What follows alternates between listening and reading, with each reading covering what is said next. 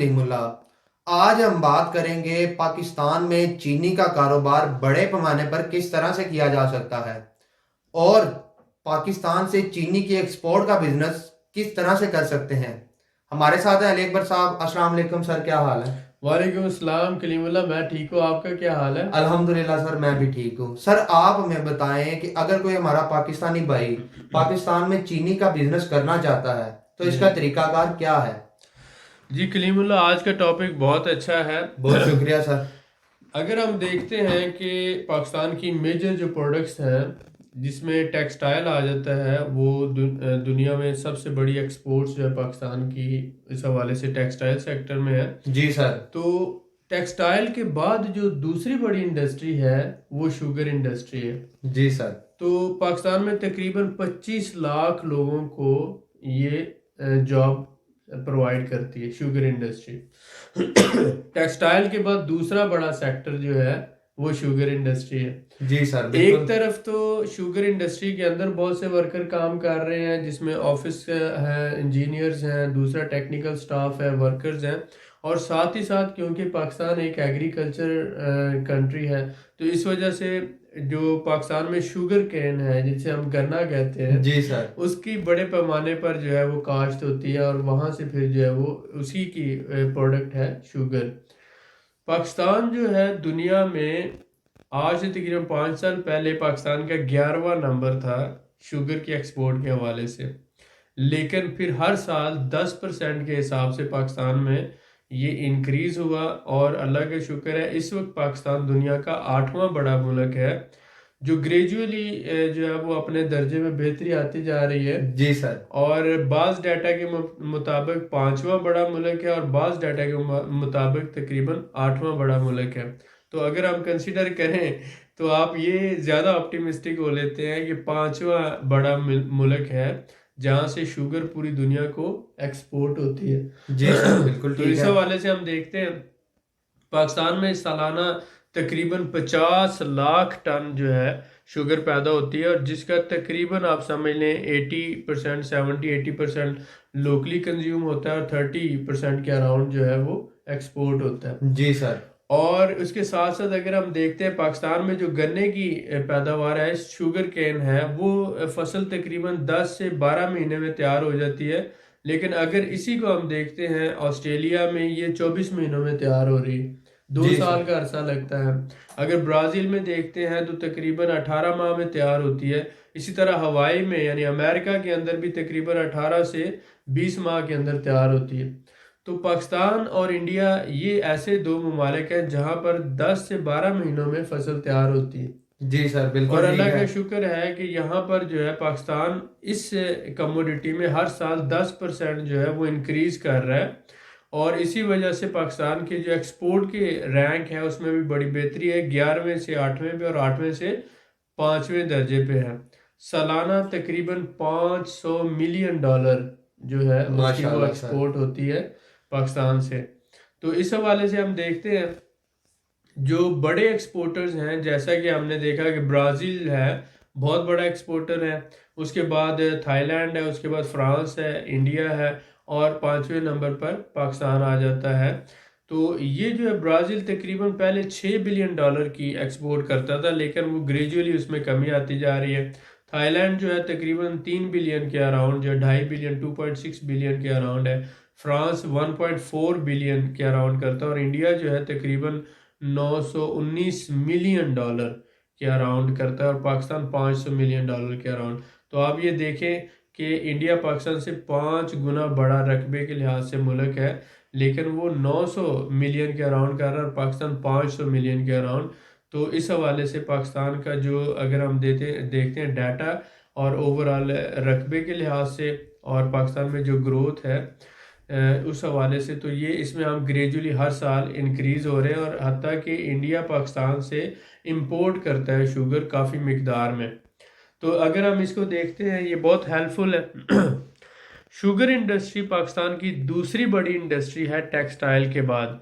और इसमें जो है शुगर केन जो है उसकी प्रोसेसिंग से आगे शुगर या चीनी बनती है। और हालिया दिनों में आपने देखा शुगर का जो है वो इसी तरह से एक बड़ा स्कैंडल भी था कि चाइना में तकरीबन 2 लाख टन की जो एक्सपोर्ट कर दी गई और मुल्क के अंदर जो है वो बहरान हुआ शुगर का।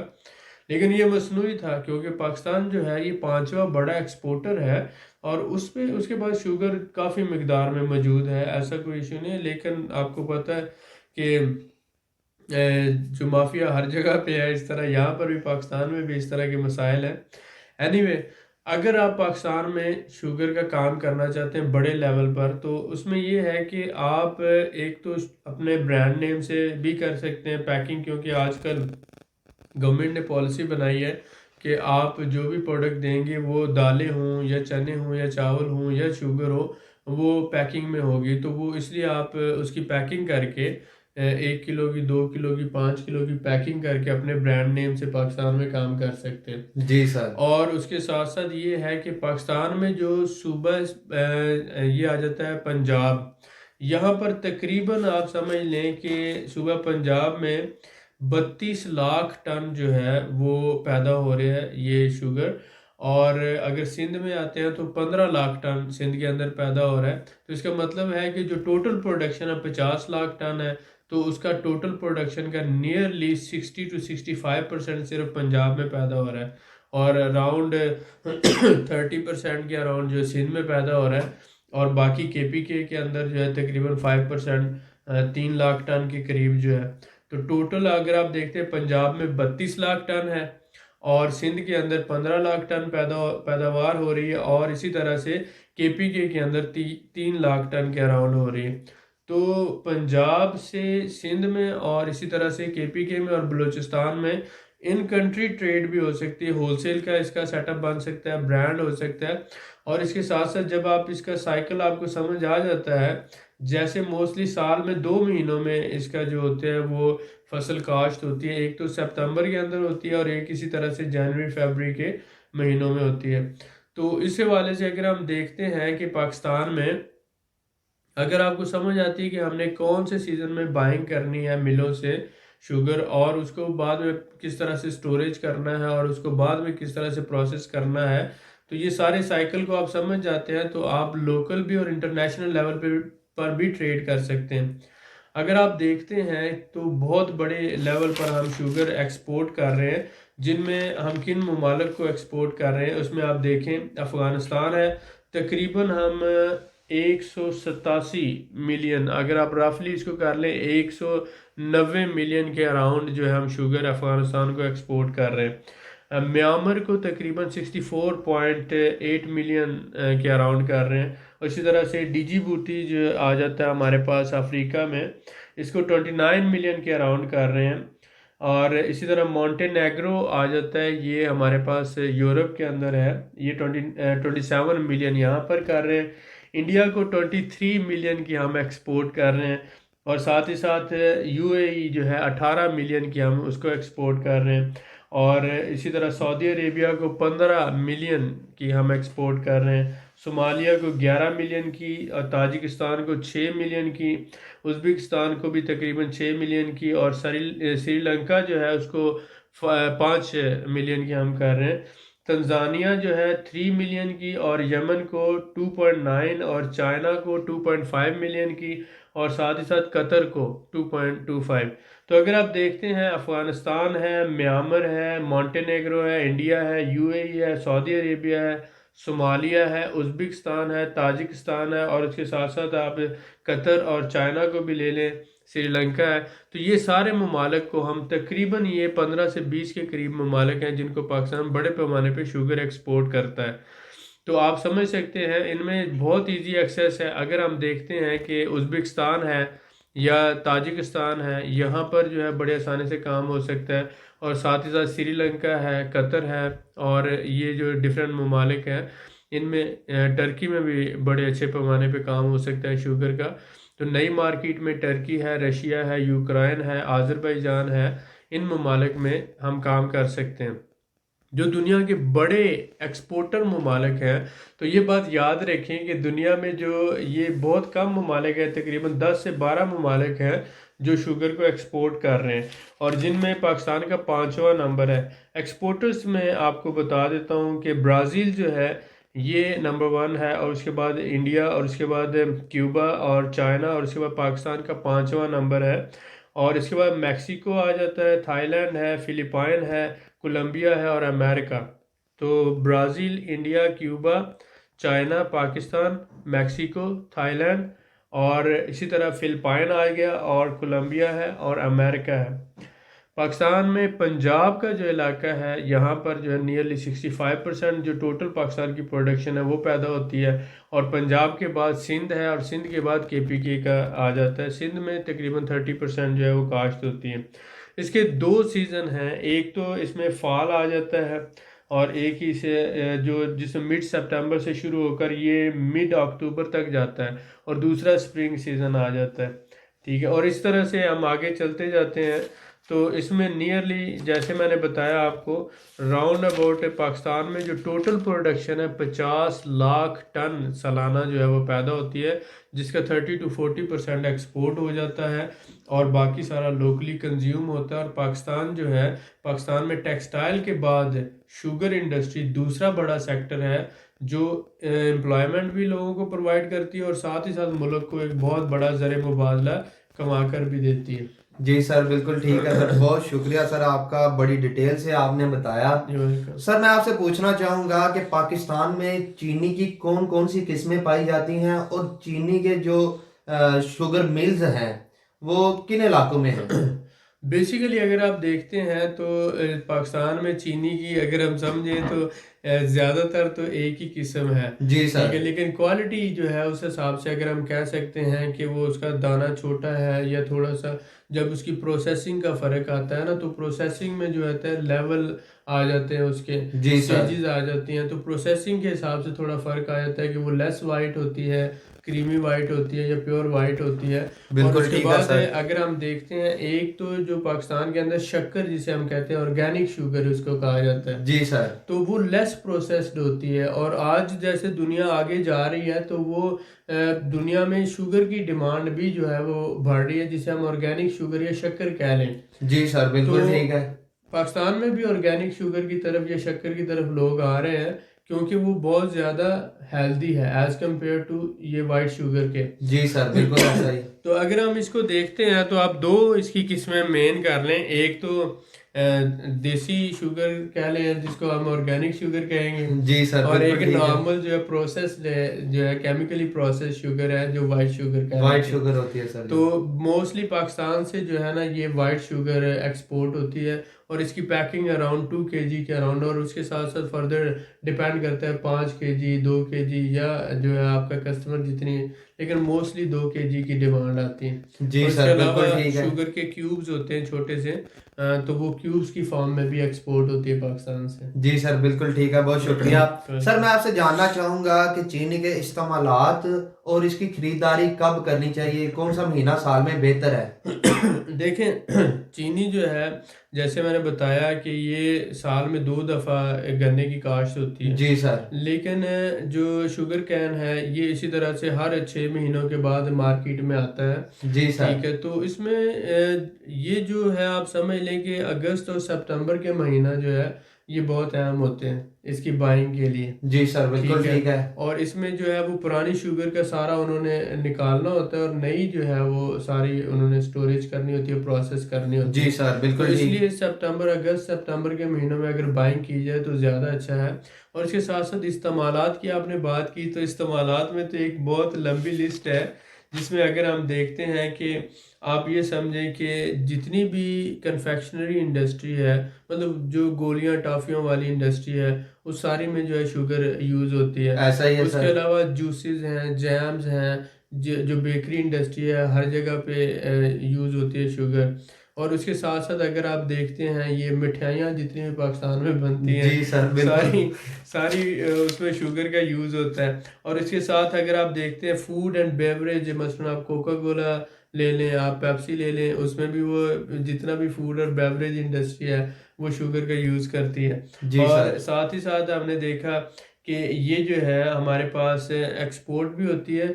और उसके अलावा जो मसलन जितने भी मसलन जामे शीरी हैं या बड़े बड़े जो ब्रांड्स हैं वो सारे शुगर यूज़ करते हैं। जी तो सर, उसके बिल्कुल ठीक अलावा है। जो है घरों में आप देखें कि हर घर की ज़रूरत है, हर घर में ऐसा ही है इस्तेमाल सर। होती है। आप इसके बगैर तो कोई घर का तसव्वुर भी नहीं कर सकते। ऐसा ही है सर, तो बिल्कुल ऐसा ही। प्राइमरी यूज़ आप इसको कह लें कि प्राइमरी जो है एज ए फूड यूज़ होती है।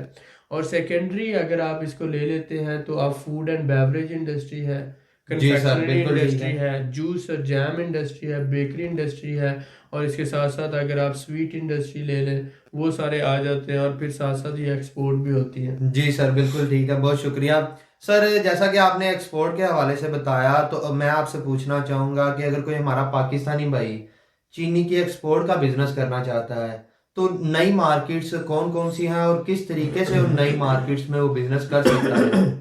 पाकिस्तानी चीनी जो है ये दुनिया में बहुत अच्छी क्वालिटी की है। जी सर। और पाकिस्तान का जो शुगर केन जैसे मैंने बताया कि ये 10 से 12 महीनों में तैयार हो जाता है जी सर। गन्ने की फसल।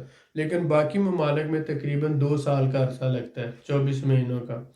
तो इसलिए पाकिस्तान की शुगर जो है वो जल्दी मार्केट में आ जाती है, जी सर। क्वालिटी भी अच्छी है, प्राइस भी बहुत अच्छी है। तो बिल्कुल इस ठीक हो वजह गया से सर। क्या है कि बायर मसलन इंडिया भी हमसे बाय कर रहा है, वो खुद एक्सपोर्टर है लेकिन उसके बावजूद पाकिस्तान क्योंकि मार्केट में सस्ती दे रहा है तो पाकिस्तान से बाय करता है। और बाय करके वो आगे एक्सपोर्ट कर देता है, री एक्सपोर्ट भी समझ लें। जी सर। और इसके साथ साथ ये है कि जैसे आप टर्की की एग्जांपल ले लें, टर्की है, रशिया है, यूक्रेन है, आज़रबाईजान, उज़्बेकिस्तान है, काज़ाकिस्तान है, तुर्कमानिस्तान है, ये सारे ममालिक जो है नई मार्केटें हैं जहाँ जी पर सर। पाकिस्तान की जो ये प्रोडक्ट है शुगर है या जो है हमने बात की हनी, ये शुगर या हनी ये दोनों चीज़ें बहुत ज़्यादा मिकदार में एक्सपोर्ट होती हैं।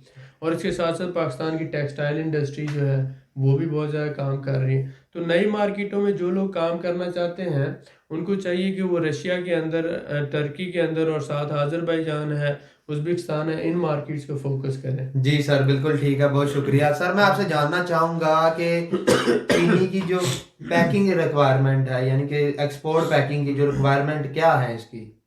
आप देखें कि मोस्टली हर जो क्लाइंट होता है उसकी अपनी रिक्वायरमेंट होती है। जी सर, ऐसा ही। वो मोस्टली पाकिस्तान से बड़े बैग्स में 40 केजी के बैग्स में लेते हैं और उसके बाद वो अपनी लोकल जो ब्रांडेड पैकिंग है वो करके सेल करते हैं। जी सर। तो ज़्यादातर तो ये होता है। लेकिन उसके साथ साथ जो अपने ब्रांड्स के साथ काम कर रहे हैं वो 2 केजी की पैकिंग है।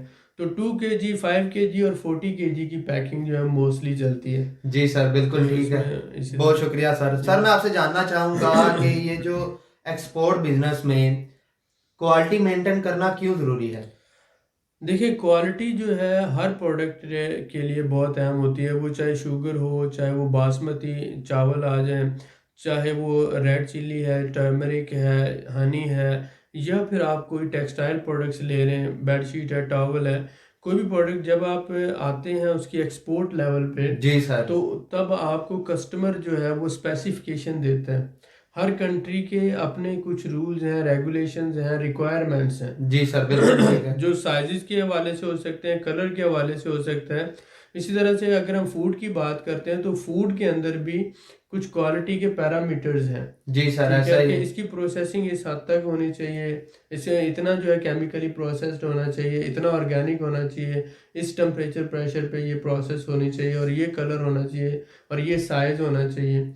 अब ये जो सारे पैरामीटर्स होते हैं वो इम्पोर्टर आपको देता है। ऐसा ही है सर। और वो आपको बताता है कि मुझे 2 केजी पैकिंग में चाहिए, 5 केजी में चाहिए, 40 केजी में चाहिए, और ये इसमें मुझे रिफाइंड शुगर चाहिए, मुझे जो ग्रैनुलर चाहिए, और मुझे वाइट शुगर चाहिए या एक्स्ट्रा वाइट चाहिए या जो है क्रीमी। तो वो डिपेंड करता है कि वो कौन सी आपसे डिमांड करता है। जी सर, और ऐसा या ही फिर है। वो ब्लॉक से वो कहता है कि मुझे शुगर क्यूब्स चाहिए तो आपको शुगर क्यूब्स देना होंगे। तो क्वालिटी जो होती है वो तो अब क्योंकि ये मिल्स हैं और इसमें आप ट्रेडर के तौर पे काम कर रहे हैं, तो आप मिल से जो है, जो आपको क्वालिटी चाहिए वो किसी भी मिल से आप बात करके उनसे ले सकते हैं। जी ठीक सर, है, बिल्कुल और ऐसा ही आप है। वहाँ से फिर एक बड़े लेवल पर उसको ऑर्डर को प्रोसेस कर सकते हैं। और पाकिस्तान में अल्लाह का शुक्र है हर तरह की इंडस्ट्री मौजूद है, जी सर, बड़ी आसानी से बिल्कुल आपको बिल्कुल। वो क्वालिटी अवेलेबल हो जाती है। जी सर, बिल्कुल ऐसा ही है, बहुत शुक्रिया। सर मैं आपसे जानना चाहूंगा कि अगर कोई हमारा भाई पाकिस्तान से चीनी की एक्सपोर्ट का बिजनेस करना चाहता है, जी जी। तो वो ये नई मार्केट्स में बायर किस तरह ढूंढ सकता है? अच्छा, इसमें जब भी हम एक्सपोर्ट बिजनेस में आते हैं तो एक्सपोर्ट में बायर जो है, ये ऑर्डर लेना ये सबसे अहम होता है। जी सर। क्योंकि आप प्रोडक्ट तो अपने एंड पे सप्लाई दे सकते हैं, लेकिन बायर होगा तो आप काम कर सकते हैं। ऐसा ही है तो ये एक सर। साइकिल होता है, तो उसमें पाकिस्तान एम्बेसी जो है बहुत मेन रोल प्ले करती है। अगर आप हर एम्बेसी के अंदर एक कमर्शियल काउंसलर होता है, जी आप सर। उससे रब्ता करें, वो आपको जो इन्फॉर्मेशन देता है कि इस कंट्री में ये होलसेलर है और ये जो है वो ट्रेडर्स बैठे हुए हैं, इंपोर्टर्स बैठे हुए हैं, तो वो आपको कॉन्टैक्ट लिस्ट देता है। बिल्कुल सर, ऐसा ही है। इसके साथ साथ आप जो पाकिस्तान के अंदर लाहौर चैम्बर ऑफ कॉमर्स है, कराची चैम्बर ऑफ कॉमर्स है, फेडरल चैम्बर ऑफ कॉमर्स है, और इसके साथ साथ शुगर मैन्युफैक्चरिंग एसोसिएशन मौजूद है। जी सर। तो ये हमारे पास जो शुगर मिल एसोसिएशन, ज़्यादा बेटर अगर आप कहें, शुगर मिल्स एसोसिएशन जो है पाकिस्तान की, तो एक तो उस एंड से भी आपको मिल सकती है इंफॉर्मेशन, चैम्बर से भी मिल सकती है। और साथ ही साथ आप चैम्बर का जो रिसर्च डिपार्टमेंट है उनसे रब्ता करते हैं। जी सर, बिल्कुल ठीक आप है। बताते हैं कि मैं टर्की में शुगर एक्सपोर्ट करना चाहता हूँ, रशिया में करना चाहता हूँ, तो वो आपको वहाँ के जो मेन इंपोर्टर्स हैं और ट्रेडर्स हैं उनके नंबर्स देंगे। जी सर, बिल्कुल ठीक उसके है। अलावा हम जैसे थर्ड पार्टी कंपनी, हमारा विनेज बाइंग हाउस के नाम से इंपोर्ट एक्सपोर्ट कंपनी है, जी सर। तो हम भी ये सर्विसेज प्रोवाइड करते हैं कि अगर कोई बंदा हमारे साथ मिलके काम करना चाहे तो सेल बेसिस पे हम उसके साथ काम करते हैं। जी सर। या अगर वो ऑर्डर ले लेता है तो हम ऑर्डर प्रोसेस करवाने में, यानी प्री शिपमेंट इंस्पेक्शन होती है, सैंपल अप्रूवल होता है और पेमेंट गारंटी होती है, तो हम ये सर्विसेज प्रोवाइड करते हैं। ठीक हो गया उसके सर। साथ साथ अगर आप ट्रेडर हैं और ऑलरेडी आप ट्रेडिंग कर रहे हैं और चाहते हैं कि आप रशिया में, टर्की में, यूक्रेन या अजरबैजान में अपना एक सेटअप बनाएं, जी सर। अपनी कंपनी रजिस्टर्ड करवा कर आप 100% काम करें, तो हम आपको वो सर्विसेज भी प्रोवाइड करते हैं। बिल्कुल आप ठीक हो कंपनी गया सर। रजिस्टर्ड करवाएं, अपना ऑफिस लें और काम शुरू करें। तो जी इस सर, हवाले से भी हम आपको हर तरह की सर्विसेज प्रोवाइड करते हैं। बिल्कुल ठीक है सर, बहुत शुक्रिया। सर मैं आपसे जानना चाहूंगा कि अगर कोई हमारा भाई बड़े लेवल पर चीनी की एक्सपोर्ट का बिजनेस करना चाहता है, तो कैपिटल उसके पास कम हो, जी जी। तो किस तरह से बैंक से रनिंग फाइनेंस लेकर सीजनल बाइंग कर सकता है? देखिए, जो बैंक्स हैं वो तो एक जो ऑलरेडी एक अच्छी बिजनेस कंपनी है, जो पिछले साल, 2 साल, 4 साल, 5 साल से काम कर रही मार्केट में, जी और सर। जिसका एनुअल टर्नओवर अच्छा है, तो वो उसकी हिस्ट्री को देखते हुए, ट्रांजैक्शन हिस्ट्री को देखते हुए और उनके बिजनेस वॉल्यूम को देखते हुए उसको रनिंग फाइनेंस वो ऑफर करते हैं, और उनकी अपनी टर्म्स एंड कंडीशंस होती हैं। ऐसा ही है सर। इसी तरह से आप एक तो अगर एक पाकिस्तान के अंदर लोकल ट्रेडिंग कर रहे हैं और आप एक अच्छे लेवल पे काम कर रहे हैं, तो बैंक्स आपको ये सर्विसेज प्रोवाइड करते हैं। जी सर। अगर नहीं है तो फिर आपको प्राइवेट इन्वेस्टर शामिल करना पड़ेगा और उसे अपने मुनाफे में से हिस्सा देना पड़ेगा।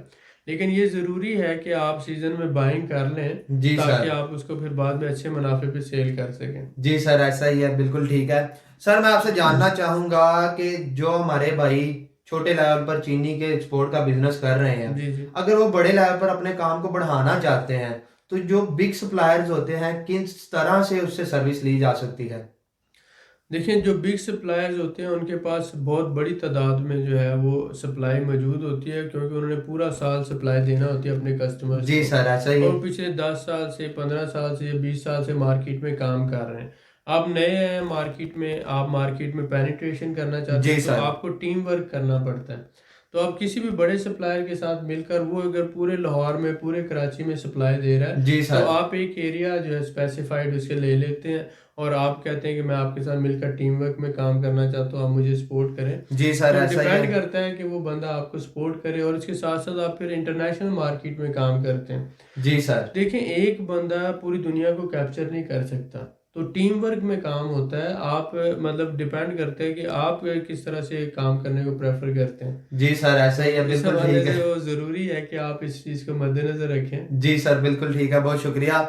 सर मैं आपसे जानना चाहूँगा कि जैसा कि आपने पीछे डिटेल में हमें बताया कि नई मार्केट्स कौन कौन सी हैं और एक्सपोर्ट हो रही है, जी जी तो मैं आपसे जानना चाहूँगा क्या बाई रोड और बाई सी भी नई मार्केट्स में माल पहुँचाया जा सकता है? जी बिल्कुल। जैसे पाकिस्तान से सऊदी अरब है, यूएई है, ओमान है, कतर है, बहरीन है, इन सारे ममालिक में माल जाता है। जी सर। तो ये जो शुगर ऑलरेडी भी एक्सपोर्ट हो रही है तो वो बाय सी ही हो रही है। और इसके साथ साथ अगर टर्की, रशिया या उज़्बेकिस्तान की बात करते हैं तो यहाँ पर बाय रोड हो रही है। जी सर, तो बिल्कुल ठीक है। इजीली एक्सेस है वाया। अगर हम देखते हैं तफ्तान जो है वो पाकिस्तान में बलूचिस्तान के इलाके में, तो ईरान का बॉर्डर वहाँ पर है और इसी तरह अफ़गानिस्तान का भी बॉर्डर है। तो अफ़गानिस्तान भी जितनी एक्सपोर्ट हो रही है वो बाय लैंड रूट हो रही है। जी सर। और इसी तरह से ईरान के ज़रिए टर्की है, रशिया है, उज़्बेकिस्तान है, आज़रबाईजान है, इन ममालिक में एक्सपोर्ट हो रही है। जी सर। तो अगर आप चाहते हैं कि आपने सऊदी अरेबिया या टर्की को माल भेजना है तो आप बाय सी भी भेज सकते हैं। जी सर। ठीक है।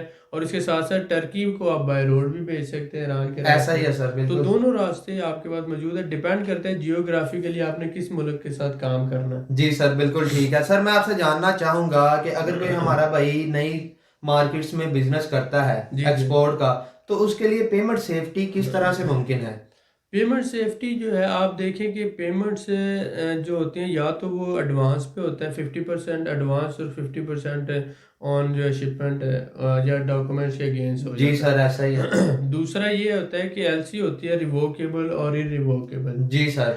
तो या तो बैंक गारंटी के साथ काम किया जाता है या फिर ये होता है कि एक थर्ड पार्टी इन्वॉल्व कर ली जाती है। जैसे हम सपोज करें हमारा बाइंग हाउस है, हम रशिया में बैठे हैं, आज़रबाईजान में, टर्की में। जी सर। तो हम लोग पाकिस्तान में गारंटी दे देते हैं और यहाँ पर हम जो बंदा है जो इम्पोर्टर है उससे ले लेते हैं। जी सर, तो इस बिल्कुल तरह ठीक से है। हम बीच में अपनी कमीशन लेते हैं। 10% से लेकर 30% तक जो प्रॉफिट का होता है उसका कमीशन हम चार्ज करते हैं और सर्विसेज पे डिपेंड करते हुए।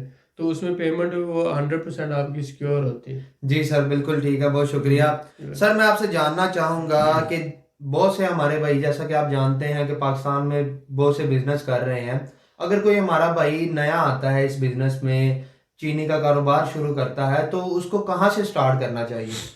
देखिए जैसे पाकिस्तान में पंजाब जो है वो नियरली 65% शुगर प्रोड्यूस करते हैं जी और सर, ऐसा ही है। ज़्यादातर शुगर मिलें जो है पंजाब में है। उसके बाद फिर सिंध आ जाता है केपी के।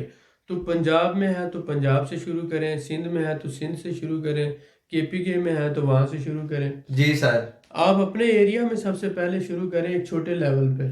जी सर, और ऐसा ही है। आप जो है 2 लाख, 4 लाख, 5 लाख का माल लेकर उसका फिर आगे आप होलसेल लेकर उसकी रिटेल करें। जी ठीक सर। है। एक तो ये है। दूसरा ये है कि आप छोटे लेवल पर एक्सपोर्ट शुरू कर देते हैं। जैसे कि आप देख रहे हैं कि यूएई में माल जा रहा है, उज़्बेकिस्तान में भी जा रहा है, तुर्कमानिस्तान में जा रहा है और इसके साथ साथ तकरीबन 20 से 25 ममालिक हैं। जी सर। और चीनी एक्सपोर्ट करने वाले बहुत कम ममालिक हैं। ऐसा ही है तो सर, बिल्कुल इसलिए ठीक। आप शुरू कर सकते हैं एक छोटे ऑर्डर से और फिर आहिस्ता आहिस्ता इसको बढ़ाते जाएं। बिल्कुल ठीक है, बहुत शुक्रिया सर। सर मैं आपसे जानना चाहूँगा कि जैसा कि आपने अपने बाइंग हाउस के बारे में बताया, आपकी कंपनी ये सर्विसेज दे रही है। अगर कोई हमारा भाई आउट ऑफ कंट्री किसी कंट्री में नई मार्केट्स के हवाले से जी अपना बाइंग हाउस बनाना चाहता है, तो क्या आपकी कंपनी कोई सर्विसेज प्रोवाइड करती है? जी डेफिनेटली। अगर कोई भी बंदा अपना बिजनेस बनाना चाहता है, अपना सेटअप करना चाहता है, तो हमारे पास लॉयर भी मौजूद हैं। हम उनको कंपनी रजिस्टर्ड करवा के देते हैं, जनरल ट्रेडिंग लाइसेंस लेके देते हैं और साथ जबरदस्त साथ सर। वेयर हाउस है, ऑफिस है, स्टाफ हायर करना है और उसको यानी ये सारी सर्विसेज A to Z हम सर्विसेज प्रोवाइड करते हैं। जी सर, बिल्कुल ठीक है। आप हमारे पास आते हैं, हमारे पास लॉयर मौजूद हैं, टैक्स कंसल्टेंट मौजूद हैं, यानी पूरी एक टीम मौजूद है। जी तो सर। कंपनी रजिस्टर्ड करवा के, जनरल ट्रेडिंग लाइसेंस लेके, ऑफिस लेके, स्टाफ हायर करके, आपका वेयर हाउस लेके हम आपको एक बिजनेस पूरा रन करने में A to Z सारी सर्विसेज प्रोवाइड करते हैं। बिल्कुल ठीक है हम सर। क्योंकि 10-12 साल से मार्केट में बैठे हुए हैं और हमारे जितने भी पार्टनर हैं वो सारे लोकल हैं। जी सर। मतलब रशिया में रशियन लोग हैं, टर्की में टर्किश लोग हैं, यूक्रेन में यूक्रानी हैं और आज़रबाईजान में आज़रबाईजानी। जी सर, तो बिल्कुल ठीक है। हम पाकिस्तानी हैं लेकिन हमारे जो पार्टनर हैं वो लोकल लोग हैं। तो आपको ये फ़ायदा हमारे साथ डील करने का होगा कि आपको लैंग्वेज बैरियर नहीं होगा जी सर। और दूसरा आपको लोकल लोगों के साथ आप पार्टनरशिप कर रहे हैं बहुत से लोग डरते हैं कि पाकिस्तानी लोग पाकिस्तानियों को नुकसान पहुंचाते हैं ज़्यादातर, जी सर, तो ऐसा ही है। इसलिए जो है वो अवॉइड करते हैं। तो हम इसलिए अपने जो दोस्त हैं या हमारे क्लाइंट हैं हम उनको बताते हैं कि 18 साल से हम लाहौर चैम्बर ऑफ कॉमर्स के मेंबर हैं और तकरीबन 18 साल से ही होलसेल और ट्रेड बिजनेस में हैं। तो बिजनेस नाम ही इसी चीज़ का है कि विन विन सिचुएशन होती है। जो एक्सपोर्टर होता है वो इंपोर्टर को फ़ायदा देता है, इंपोर्टर होलसेलर को देता है और होलसेलर रिटेलर को फ़ायदा देता है, तो ये पूरी चेन काम करती है। तो इसी हवाले से हम ये बात करते हैं कि हम भी बिजनेसमैन हैं। अगर आप हमारे साथ काम करते हैं तो आपका भी फ़ायदा है, हमारा भी फ़ायदा है और दोनों के लिए विन विन सिचुएशन होनी चाहिए। तो इंशाल्लाह ताला पाकिस्तान में आपको जिस तरह की गारंटी चाहिए होगी हम आपको देंगे। अगर आप पार्टनरशिप पे काम करना चाहते हैं तो हम सेल बेसिस पे माल आपका सेल पूरा नेटवर्क हमारा है, वेयर हाउस है, जनरल ट्रेडिंग लाइसेंस है, रिटेल के हवाले से हमारे क्लाइंट्स मौजूद हैं, पूरा जो सेल का नेटवर्क हमारे पास मौजूद है। सेल्स हमारी होंगी, माल उनका होगा, जी तो सर। 50-50। दूसरा ये कि अगर आप खुद अपना कोई सेटअप बनाना चाहते हैं तो हम आपको सारी सर्विसेज प्रोवाइड करते हैं। बिल्कुल ठीक है सर, बहुत शुक्रिया सर। मैं आपसे जानना चाहूँगा कि जैसा कि आपने नई मार्केट्स के हवाले से बताया कि आप सर्विसेज देते हैं, जी जी लोकल बंदों के साथ अट्रैक्शन हो जाती है बंदों की। तो जैसे आप जानते ही हैं कि हमारे बहुत से भाई सऊदीया में, दुबई में भी बिजनेस कर रहे हैं। जी तो जी वहाँ पे एक सिस्टम है कफील सिस्टम, जी कि कफील के अंडर रह के आपने काम करना होता है। जी जी। तो क्या इन नई मार्केट्स में ऐसा कोई सिस्टम है? नहीं, यहाँ पर सबसे ज़्यादा फ़ायदा ये है कि अगर कोई भी बंदा कंपनी रजिस्टर्ड करवाता है जी सर। तो उसकी 100% ऑनरशिप है। बिल्कुल ठीक है सर। कफालत का निज़ाम यहाँ पे नहीं है। दूसरा फ़ायदा ये है कि कंपनी रजिस्टर्ड करवा के वो रेजिडेंस ले सकते हैं। जी सर। रेजिडेंस लेकर वो अपनी फैमिली को बुला सकता है फौरी तौर पर। जी और सर। पहले 2 साल की टेम्परेरी रेजिडेंस है, उसके बाद 5 साल की परमानेंट रेजिडेंस है। 7 साल बाद उसको पासपोर्ट मिल जाता है, टर्की में भी, आज़रबाईजान में भी। बिल्कुल और ठीक हो रशिया गया में तो सर। 5 साल बाद पासपोर्ट मिल जाता है। 3 से 5 साल का अरसा लगता है। जी सर। तो यहाँ पर वो सऊदी अरब और दुबई दुबई जैसा वो कफालत का निज़ाम नहीं है, स्पॉन्सरशिप जो है वो नहीं है। जी यहाँ पर सर। आप अपने बिजनेस के ऑनर खुद होते हैं, आपको किसी तरह की कोई इनसिक्योरिटी नहीं होती। जी सर। वहां पर तो ये है कि आप चाहे 20 साल रहते हैं आपको वहाँ नेशनलिटी नहीं मिलती, जी सर, आप ऐसा अपने ही है। बच्चों को नहीं ला सकते, आपका अपने बिजनेस के हवाले से इनसिक्योर रहते हैं, आपको ये नहीं पता कि कब चाहे आपका कफील आपको निकाल दे वहां से। जी सर, तो ऐसा इस ही है। हवाले से ये इनसिक्योरिटीज होती हैं। लेकिन आज़रबाईजान में ऐसा कुछ नहीं है, या रशिया में ऐसा नहीं है, टर्की में ऐसा नहीं है। आप अपने बिजनेस की 100% ऑनर हैं बिल्कुल और ठीक हो गया आपका सर। बिजनेस जैसे जैसे ग्रो करता है आप अपनी फैमिली को भी लाएं। आप फिर कल को जैसे ही आप लीगल रिक्वायरमेंट पूरी करते हैं, 5 साल की, आपको पासपोर्ट मिल जाता है, आप यहाँ के शहरी हो जाते हैं और आपको वही हकूक है जो इनको हैं। जी और सर। दूसरा ये है कि बड़ा पुरअमन और बहुत ही ज़्यादा प्यार करने वाले लोग हैं। ये हमें गुलाम नहीं समझते, हमें दोस्त समझते हैं, भाई समझते हैं। और सोसाइटी बहुत ज़्यादा हेल्पिंग सोसाइटी है। जी सर, वहां बिल्कुल पर ठीक है। सऊदी अरब या दुबई में आप रहते हो तो आप लोकल लोगों के साथ घुल मिल नहीं सकते।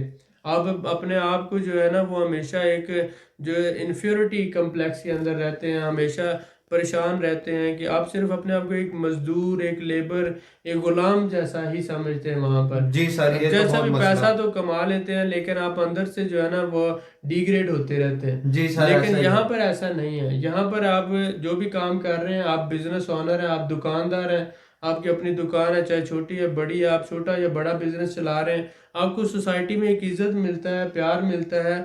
लोग आपको भाई या दोस्त की नज़र में देखते हैं, आपको गुलाम की नज़र से नहीं देखते। सोसाइटी में बहुत अच्छा ट्रीट किया जाता है बिल्कुल आपको। सर, ऐसा ही है। मैं एग्री करता हूँ आपकी बात से। बिल्कुल। सर मैं आपसे जानना चाहूँगा कि अगर कोई हमारा भाई यहाँ पर आकर पाकिस्तान से एक्सपोर्ट करता है यहाँ पे, और यहाँ से नई मार्केट्स जो हमसाया ममालिक हैं अजरबैजान के, वहाँ पे भी बिजनेस कर सकता है, साइडों पे अपना सेटअप बना सकता डेफिनेटली है? आप देखें कि सेंटर में आज़रबाईजान है तो इसके ऊपर रशिया आ जाता है जी और सर। इसके साथ जॉर्जिया है और इस साइड पे टर्की और नीचे वाली साइड पर ईरान है। जी सर, तो ऐसा ही है। ईरान को अगर आप छोड़ दें तो टर्की है, जॉर्जिया है और रशिया है।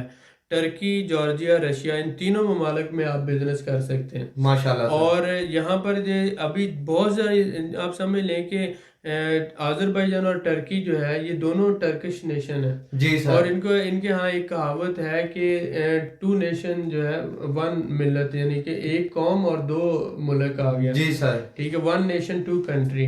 तो एक कौम है जिसके दो ममालिक हैं। तो बिल्कुल यहाँ ठीक पर भी बोला। ये जो आज़रबाईजानी ज़बान है ये भी तकरीबन आप समझ लें कि 90 to 95% टर्किश लैंग्वेज है। जी सर। तो यहाँ का कल्चर भी टर्किश है, ये लोग भी टर्किश हैं। तो यहाँ पर नियरली 80% टर्किश कंपनीज काम कर रहे हैं, कंस्ट्रक्शन के अंदर भी, ट्रेडिंग के अंदर भी, टेक्सटाइल सेक्टर में भी, मेडिसिन के अंदर भी, हॉस्पिटल्स भी, जो भी आप देखते हैं टर्किश कंपनीज काम कर रही हैं। बिल्कुल ठीक हो तो गया सर। अगर आप यहाँ पर आके काम करते हैं तो टर्किश लोगों के साथ इंटरेक्शन होगा, रशियन लोगों के साथ होगा, आपको यहीं से कस्टमर मिल जाएंगे और अपने अपने बिजनेस को आप एक्सपैंड कर सकते हैं। बिल्कुल ठीक है सर, बहुत शुक्रिया। वेलकम। जैसा कि आपने बताया तो ये एक बहुत बड़ी अपॉर्चुनिटी है हमारे भाइयों के लिए ऐसे कि वो ऐसे अपने बिजनेस को बढ़ा सकें।